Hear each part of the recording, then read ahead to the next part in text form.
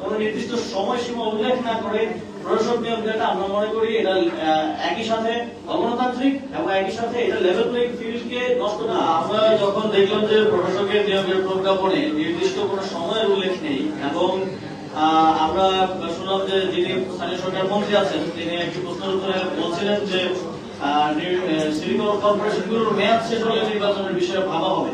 হয়তো উনি ইনফর্ম না বা ওনাকে জানানো হয়নি সিটি কর্পোরেশনগুলোর মেয়াদ কিন্তু 12টা সিটি কর্পোরেশন 12টারই শেষ এবং প্রত্যেকটা নির্বাচন দেওয়ার জন্য এলিজিবল। শুধুমাত্র 11টা সিটি কর্পোরেশনের মেয়াদ আমি যখন দায়িত্বে ছিলাম তখনই শেষ হয়ে গিয়েছিল, আজ থেকে প্রায় 1 বছরেরও বেশি সময় আগে, এবং একটা city corporation Chittagong city corporation সেটা রিসেন্টলি শেষ হয়েছে।